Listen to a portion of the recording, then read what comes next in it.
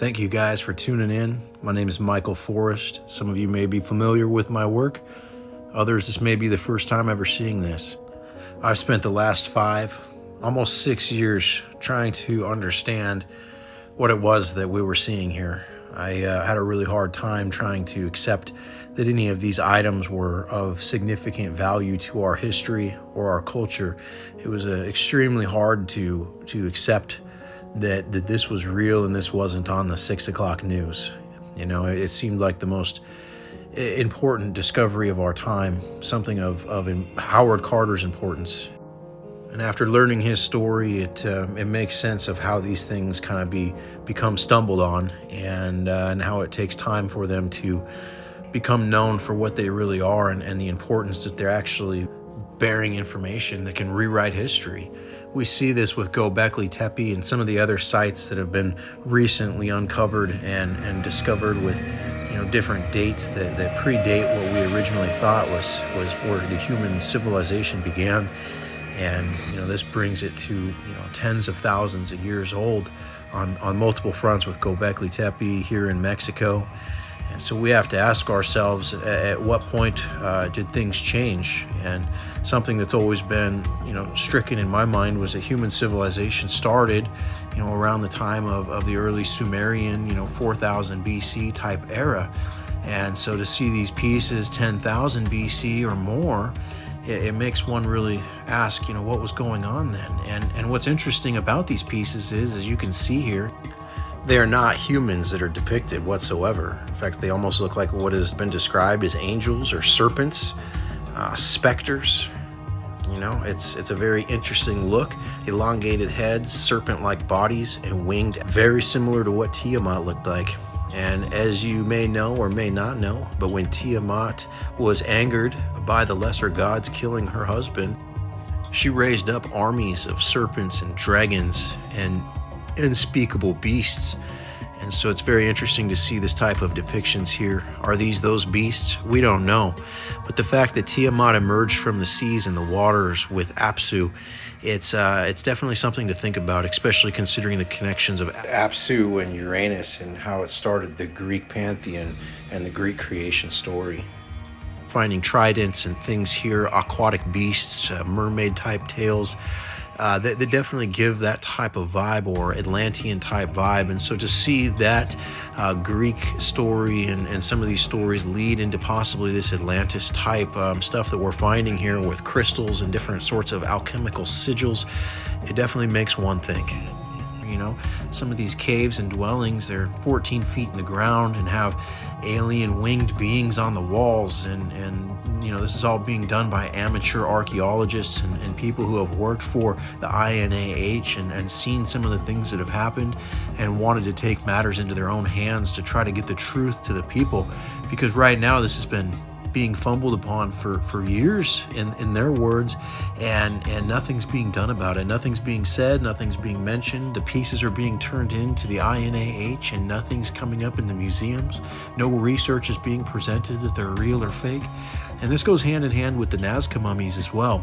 You see these mummies that they claim to be glued together parts that were dolls being shipped in the mail.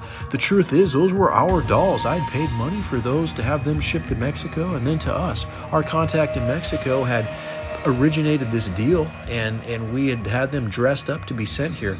This was shortly after the Mexican Congress occurred, October 7th of 23, and they had said that they were modern at this time, and so I felt comfortable paying for some. I figured I would like to look at them myself and kind of see what was being looked at. We knew the people who were investigating it and who had brought them to the surface, and so it's funny because when you hear this story, of Jaime Maussan being smeared and called a fraud, and all of this Nazca mummy business with the Congress down there, and they said that they were glued together with animal bones and modern glue. Well, where's the research at that shows that they were modern? Where's the scientific analysis of the dissection of this animal or this being or whatever it was that was glued together? Where are the specific bones so we can go ahead and match them up with the animal bones that they belong to. Unfortunately, none of this information was ever publicized. However, one thing was publicized, and if you watch the program on, it was like a Good Morning America type program from Peru that aired this, but they aired a video of the DHL employees unboxing the mummies dressed up like dolls that we had purchased. They had been seized there and kept, and they showed the airport scanner, the system that the box went through that made them check these, and they showed the pictures of the skeletons there on national TV or their national TV, and it showed the implants on these beings very, very specifically. In fact, I have the pictures here, and it's something that I think needs to be really looked at in terms, because you know, it's just like these pieces coming out of the ground. They claim them all to be modern, and that's what I thought originally. I mean, again, this should have been all over the 6 o'clock news. However, watching these videos and, you know, the countless holes in the ground that are, you know, far bigger than this one, consistently we find that, you know, between 6 inches and 16 feet that these items exist, and you can scan with GPR and you know, pretty inexpensive devices to find this stuff, and it's all over in Tula. You know, it's on their hillsides, it's near the temples there. This piece of land here is on a farmer's property that's nearby the Tula Bee monument. And these guys here have dug and done this for some time. They've been helping us out, trying to give us the proper analysis that we can try to determine what exactly these pieces are showing, and is there a type of history that's been long and lost here. You know, we see a lot of Egyptian type deities, things from Sumeria like the Anunnaki, and you know, we really had questions of, well, how does that connect to Mexico, and why would these items show these things in Mexico? But when you go back before the order of the modern world that we have back into chaos, you have stories of Tiamat in the Enuma Elish. And this is where it gets quite interesting. Tiamat is actually depicted what it seems on some of these pieces as the one-eyed being that it shows in Sumeria, but in a much different form. We see Tiamat with the all-seeing eye as a head. And what's also interesting is there's actually not just depictions on relief type carvings, but we also have 3D carved statues of this eyed being. And not only is there an eye on one side, but there's an eye on the other. And some of the correlations here that I found has actually inspired a new book called Tiamat. And that book is going to be available here this Friday, October the 11th, 2024. And it'll be available on Amazon. And we hope to be able to bring some of the correlations that we're seeing between Saturn and Tiamat and Yahweh and the dual-gendered Godhead that is spoke of in the Cremona document regarding Yahweh being a dual-gendered Godhead. This is a very, very interesting fact, because some of these beings like Saturn and Re, you know, they go hand in hand as primordial gods. And these gods were the ones that created the lesser gods. And what's interesting about these gods is they are primordial beings. And in a lot of, you know, modern things that we see, it seems as if the feminine aspect has been depressed or suppressed, depending on where you look.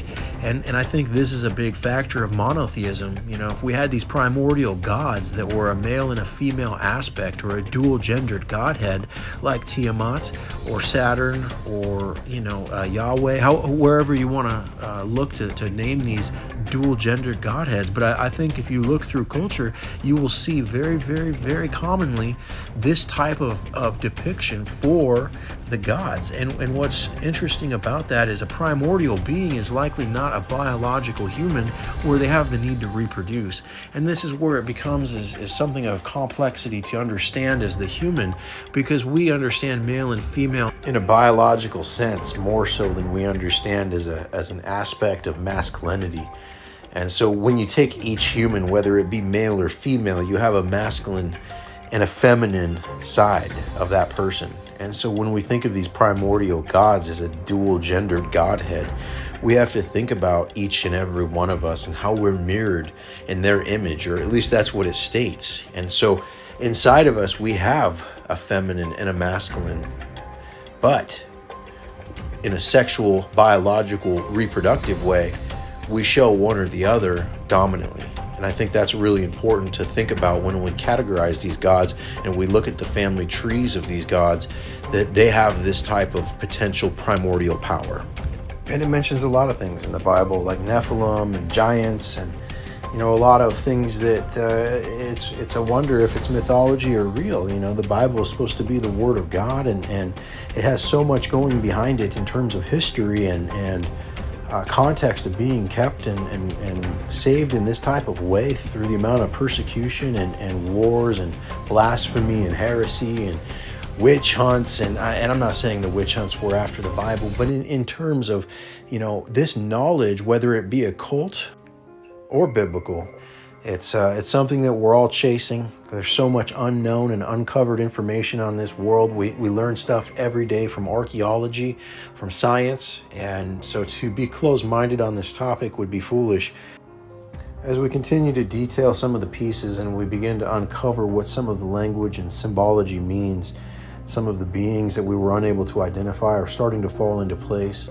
And other parts of the world are also producing research and documents and things that are also leading to this, like the Cremona document. And the Cremona document is something that's been uncovered. It's been, around since the 1990s, but as far as having it translated and understood what it said is not something that's been done until just recently. We have had the privilege of watching and learning a lecture that's going through this document. And when we were there, what was said on this document is absolutely game-changing in terms of what we're dealing with here. And this is exactly some of the things that have been kept from us, or it seems that have been lost through history, I should say, for whatever being, whether it was kept or just lost. But the Book of Wars of the Lords is a book of the Bible that's mentioned in Numbers, and there are no existing copies of this book, even through the Dead Sea Scrolls. And that's pretty interesting, but it is mentioned in Numbers, which is something. It's kind of like the Book of Enoch. It's mentioned all over in the Bible. In fact, it inspires much of the New Testament. However, it's not part of the canonical texts for whatever purpose. And it's, I think, because they don't know the author or something of that nature. And some of these texts, they just go back too far, and so they don't have the confidence to include them. Is what the understanding is by me of how these books have been negated or redacted from the canonical texts, even though they are parts of the Bible and mentioned in the Bible. This being said, this dual-gendered Yahweh Godhead that was actually two beings, Yah and Weh. And when you take that type of understanding that it took a masculine and a feminine, or chaos and order, to bring together a primordial being into creation, and that's the fundamental building block of our universe, is the balance of chaos and order. And across all these pieces, even in Tula specifically, Tula is a forming of balance, and that's what this city is built upon. It's also what the Anunnaki were built upon. There's just a lot of orchestrated balance that are in these stories, and these are things that these beings took pride in very, very significantly as they were teaching math and different sciences, astrology, cosmology, physics, language. You hear the stories of Thoth and the Anunnaki handing down science and knowledge and information. And I think that's really what we have to understand, is that this knowledge in many, many cultures is said to be passed down by our ancestors. And what our ancestors are is the big question. Are they human ancestors, or are they possibly something that lived before us, whether it be gods or elongated head alien looking beings? I don't know. I don't have all the answers here on this topic yet. But as we continue to dig and we continue to look through this, certain things are definitely standing out, and the dots are really starting to connect on what this has to do with. And the fact that we're seeing UFOs and spacecraft, and we have this very expensive topic of disclosure at the government level in our Congress right now. There's a bill that the Senate passed. I believe it's the Senate, and it's a disclosure bill that brings protection to people who come out. If you're familiar with Lou Elizondo, he's a whistleblower that worked for the Pentagon, that's come out with a book that's blown the whistle on all kinds of things regarding this topic. And what's interesting is I talked to his attorney, and he had to send that book to the Pentagon to get it approved before it was able to be released to us. What does that tell you about a whistleblower about disclosure? It had to go through the government first, meaning they allowed this to be disclosed. That's a definite change of pace from 40 years ago on this topic. And 40 years ago, there was a lot of people were scared to speak of stuff like this. And today, it's something that people can't put down. And it seems like it's being almost endorsed at this level of sloth to understand this knowledge. And I just could not understand why on earth that this, little green men and UFOs would be such a level of national security until it really started to come full circle in terms of alchemy and the science and the things that these beings understood at this time. If we really do have recovered spacecraft and recovered alien bodies and things like that, well, there you go. This knowledge likely has the ability to catapult a country on this planet so far ahead of the other countries that it brings a huge imbalance to our society. That it's a possible catastrophic result. Not only is it in a technology sense, but you also have a serious possibility here that this goes into a spiritual level of depths that we are only aware of in mythology or legend. And so the fear and the stricken knowledge that people are going to face here is definitely something that needs to be digested and chewed on. I know myself, when I first saw this type of stuff, like I said at the beginning of this video, I did not believe any of it. And now I'm sitting here telling you about theology and possibly that disclosure is the war over our souls on a spiritual level. It involves multiple religions and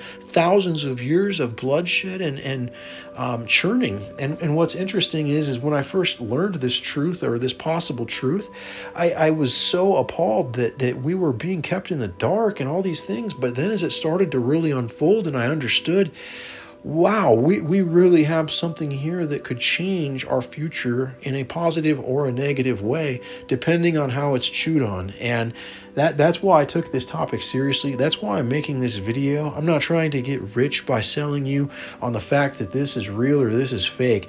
This is purely principle at this point. And this topic is something that people have argued over for so long because of the lack of proof. And here we are sitting here with possible proof at our doorsteps.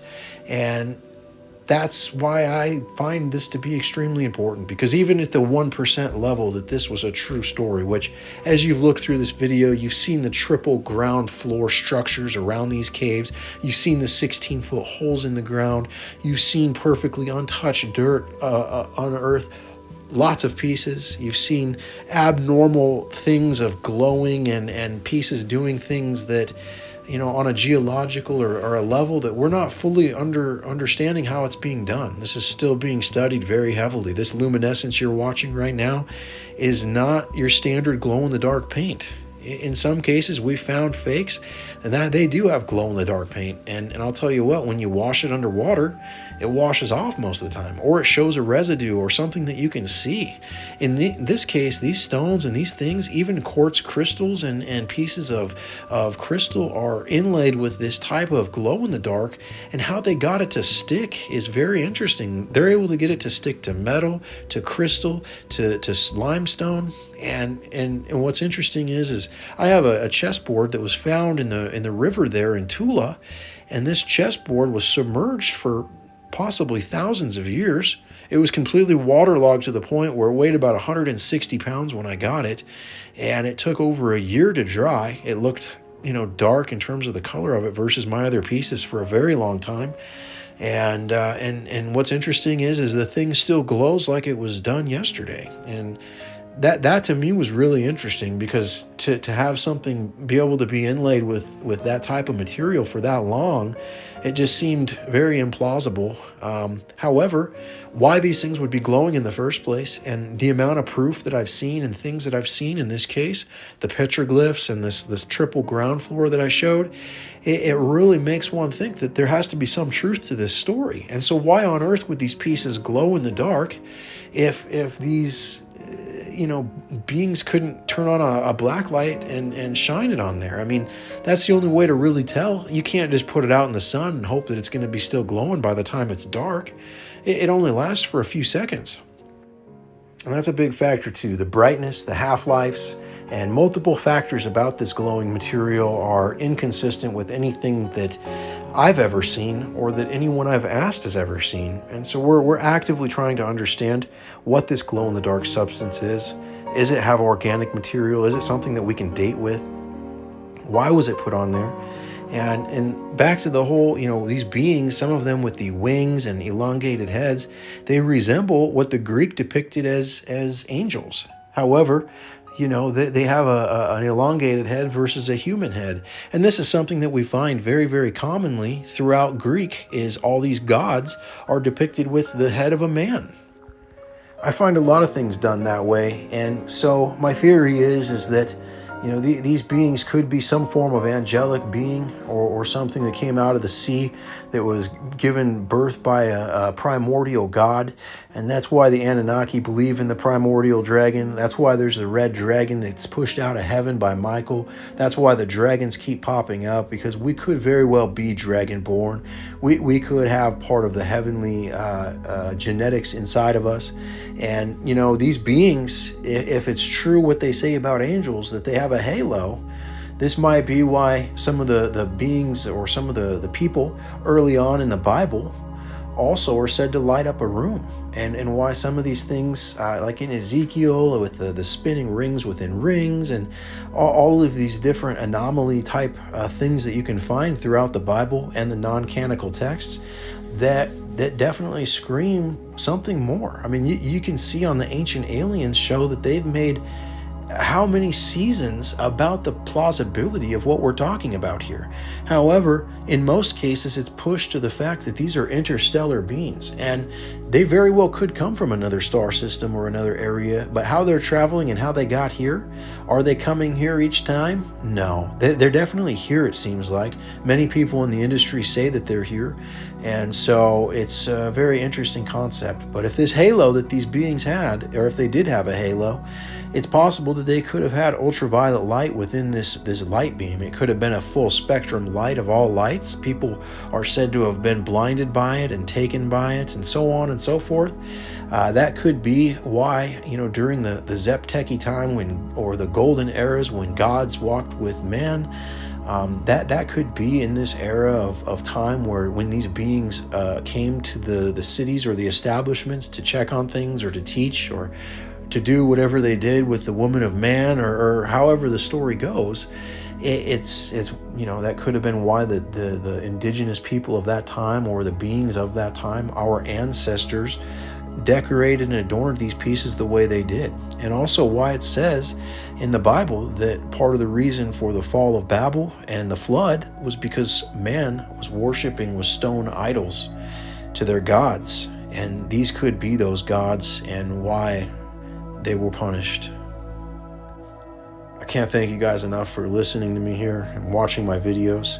Please check out our other stuff on YouTube. We have quite a few different videos with a multitude of content in terms of the education and history of this topic, and multiple lectures and documentaries of other things kind of like this one here. Please feel free to subscribe, and if you have any questions, don't hesitate to comment or send me a message. I'm always here. Thank you.